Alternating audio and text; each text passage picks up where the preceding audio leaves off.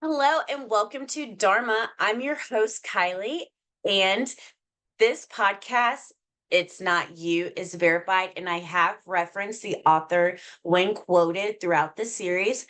The stories that I share with you during the cast for my clients are not sharing any identifiable confidential information. I am going to share some of my experience throughout the podcast series. And today we're going to be talking about rebellion and red shoes. Oftentimes, the person that is healing from narcissistic relationships, similar to the one that Luna shared with her father, stemming the relationship as a way to achieve an outcome that is proving to the narcissist is not what the author is saying. It is important that you realize that there is no way of winning or losing in these nuclear relationships. There is an exponentially rising population of victims projecting and perceiving their ideal life without any consequences for choosing to engage in these toxic relationships. No, it is not their fault most times. However, it is important that they spend time uncomfortably and sacrificially to decipher, is it them who is needing to do another form of therapy or institutionalized trauma camp. And it is really, really, really sometimes hard to determine. Most people with the narcissistic term use it as a crutch. And I talk about this in an earlier series of mine. However, they use it as a crutch to excuse or codependently latch on to a different need from a hierarchy of environment that doesn't support their rational thinking. There is no such thing as narcissistic. I mean, there is a such thing as narcissistic supply. However, the remorse and the guilt that the other party or client may experience sometimes has them in a chain of demand that could affect them adversely. As a professional, I'm able to make clear assessment of the client without the narcissistic individual or individuals present.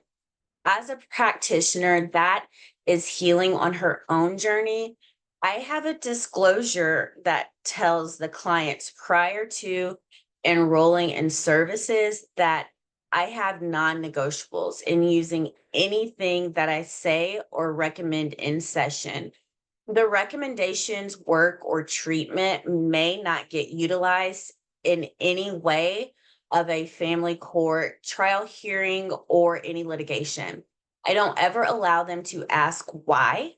I tell them the reasons up front with the research and findings that have been found. When you are in a relationship or any connection with the narcissist, there are other complexities or traits that the client may not have the necessary tools to navigate.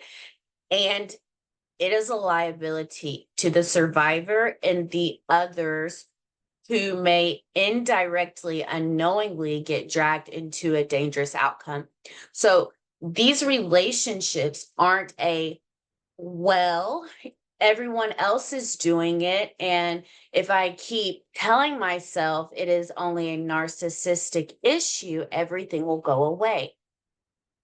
It is scary to see how many adults take this one size solution, and that is not how it works. You don't want a following like you would on media. You must take precautions when navigating these relationships that exist pretty much everywhere in today's society. In my office or any setting, they are aware of the legalities if they receive services or therapy from me. They are not allowed to speak with any other support group, friend, or family member for up to 1 year, because in this work, if the client is ready to make a change, it is definitive. Identifying and healing from narcissistic people is something that cannot get coached. Many of these clients end up leaning in to the realization that there is no other side of justice if in this stage of contemplation. Going back and forth between whatever they want to hear, or feel, or see in their senses at the moment, there are only a few options: either live a life, lie, or lead. Someone gets hurt no matter what. And since the client may return to the relationship, it is on there in writing so that if there is a death, involvement in other things, financial loss, domestic abuse, whatever, I'm able to get a clear assessment before we get too far into work.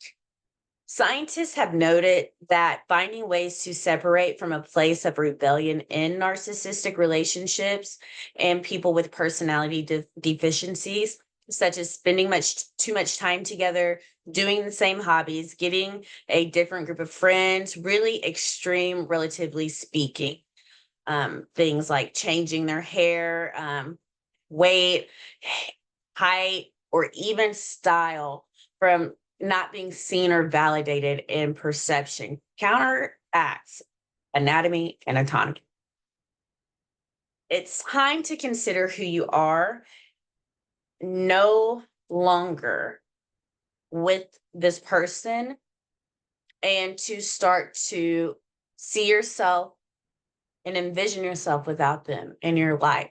And it's going to be difficult. You're going to have to set so many boundaries. And I don't mean to sound really, really, tough by any means. It is tough. But as a professional, I have to.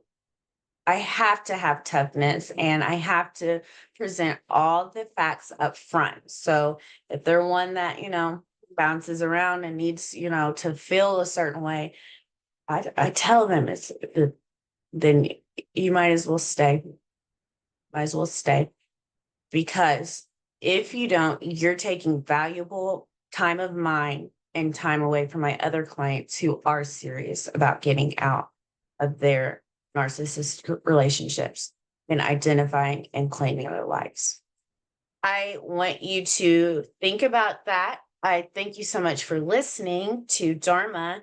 And if you like the podcast, I would like for you to hit like or subscribe. And until next time, adios.